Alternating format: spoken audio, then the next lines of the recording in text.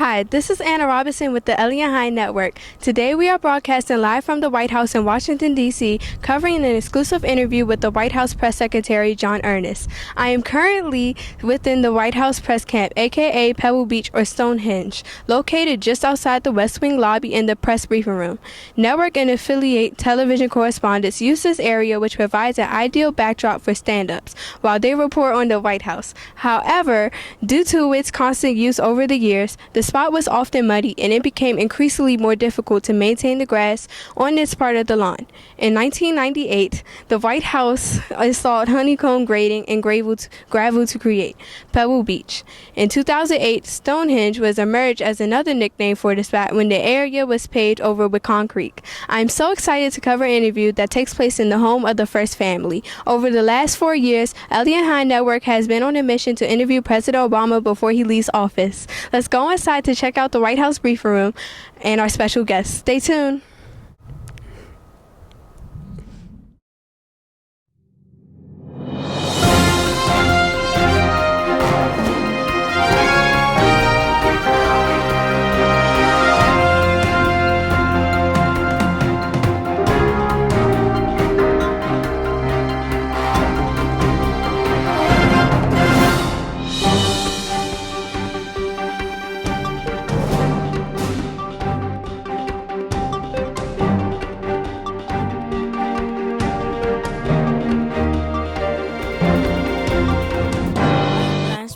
I'm Nafisa Weeks, bringing you an exclusive interview from the White House with the White House Press Secretary, Mr. Josh Earnest. Let me give you some background history on our guest. Josh Earnest is Assistant to President Obama and Press Secretary in the White House Office of Communication. Mr. Earnest attended Rice University, where he majored in political science and policy studies. He joined Senator Obama's presidential campaign in March 2007 as his Iowa Communications Director. He is a native of Kansas City, Missouri. Mr. Earnest is respected and well-liked by White House colleagues and journalists alike. In the annual survey conducted by the Politico magazine in April 2015, he was voted the most helpful press official in the Obama administration and the best White House press secretary by nearly 70 journalists. Mr. Earnest, thank you for joining us today. You bet. Thanks for having me. I'm excited to be here. Who were some of your role models and why? Well, that's a good question. There haven't been that many White House press secretaries. I think, according to Wikipedia, they would tell you that I think I'm like the 33rd White House press secretary. So I think that I certainly have learned a lot from my two predecessors in this job. Robert Gibbs and Jay Carney were both press secretaries to President Obama before I took this job. And obviously they were both effective advocates for the president, and I drew upon some of their skills and knowledge and experience to shape how I do this job. Mike McCurry was the press secretary for President Clinton. He is somebody who is very well regarded by the press corps for being a straight shooter and for being honest and for being knowledgeable. And I certainly have tried to live up to those standards that he set in doing this job. But I'll say that the other person who I have drawn a lot of inspiration from, and somebody that I try to emulate in doing this job, is actually President Obama. He is somebody who understands how important it is in the context of his job to explain to the American public what he's doing and what his priorities are. And he makes a real effort to engage with journalists. He understands that part of his job description is to answer tough questions.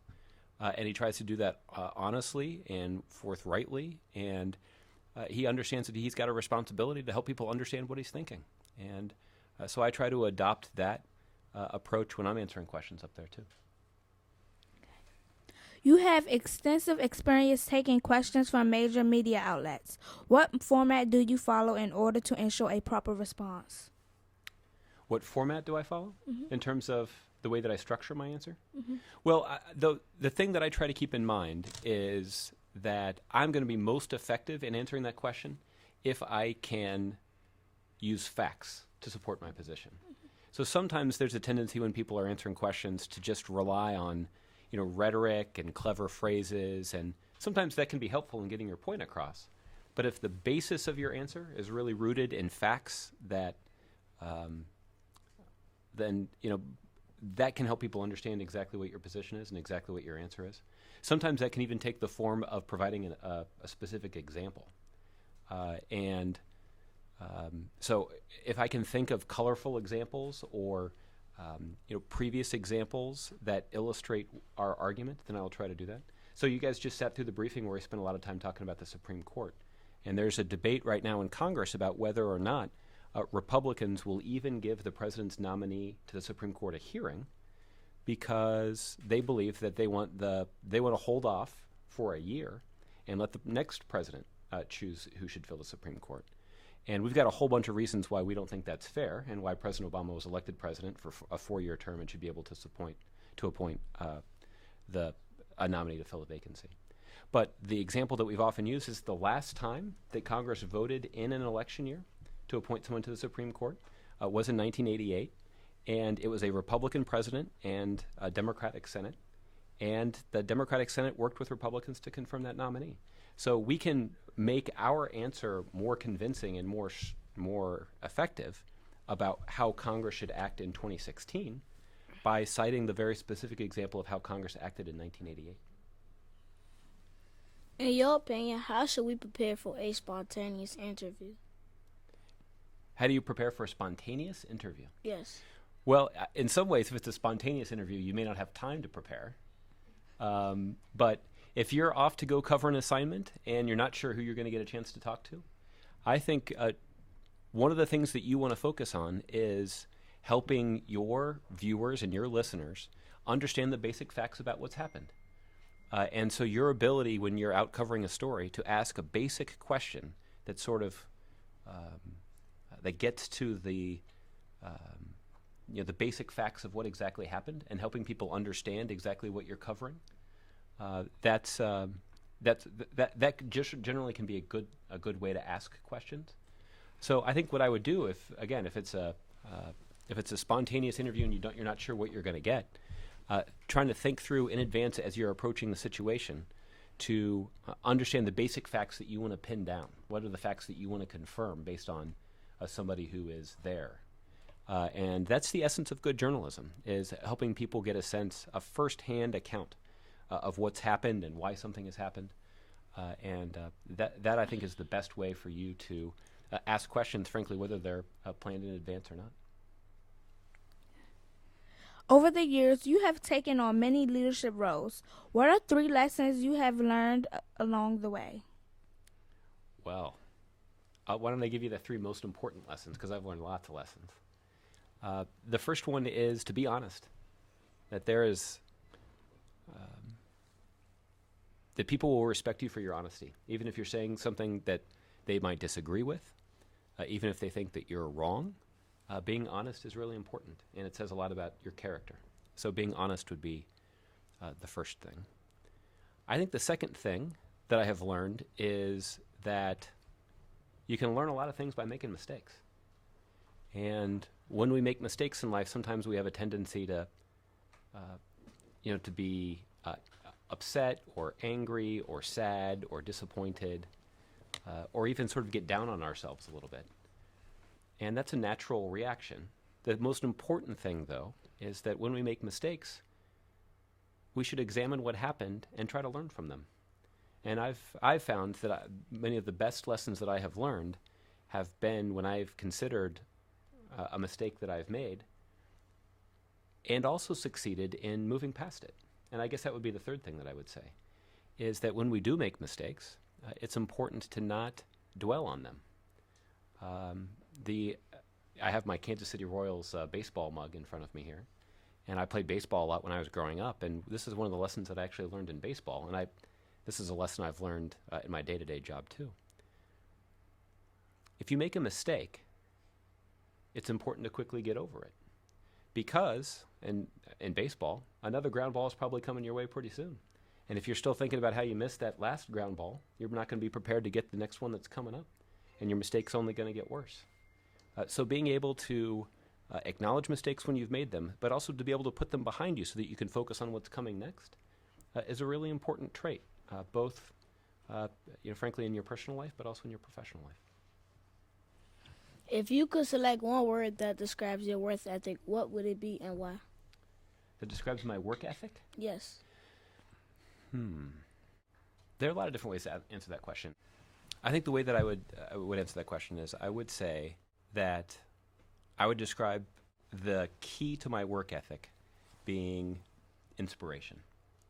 And I say that because what I have found is that people end up being a lot more effective and they work harder when they really believe in what they're doing. And it gets easier to work really hard at something when you believe in what you're doing.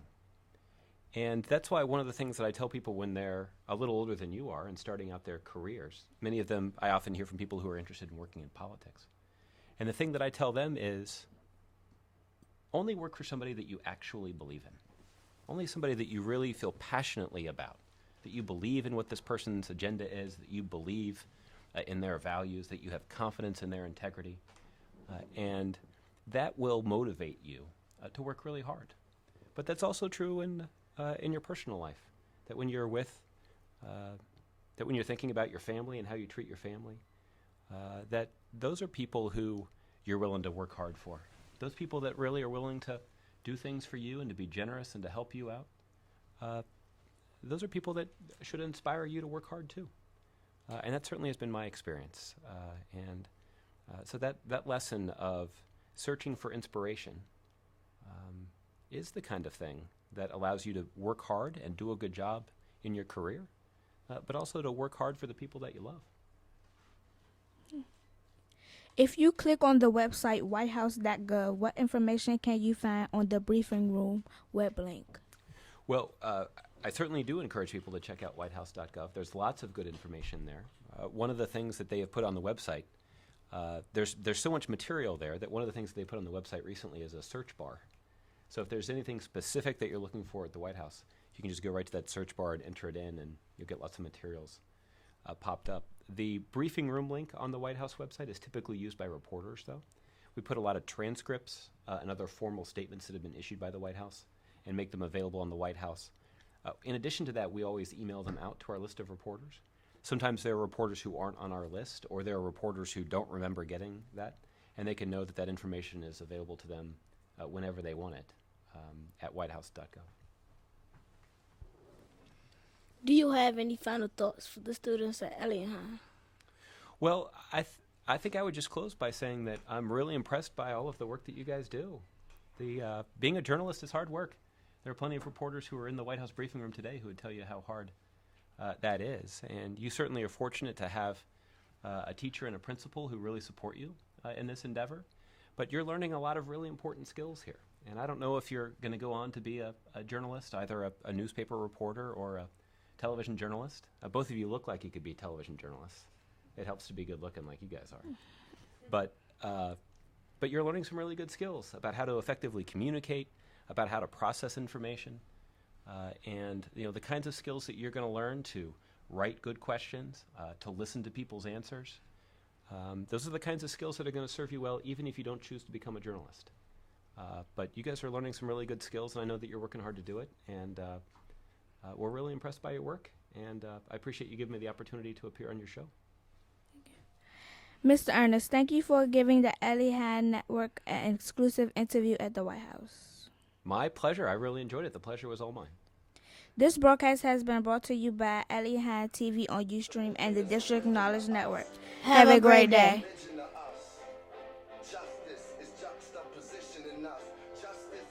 All right. The White House Garden. The Obamas planted a vegetable garden on the south lawn of the White House March 20th, 2009. The L-shaped 1,100 square foot garden is located by the mansion's tennis court and can be seen from E Street.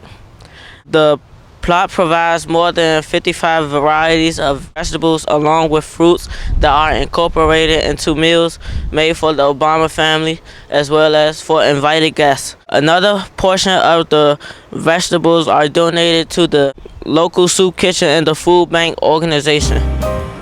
I am Josiah Young with your Elliott Hine Network's exclusive Live from the White House.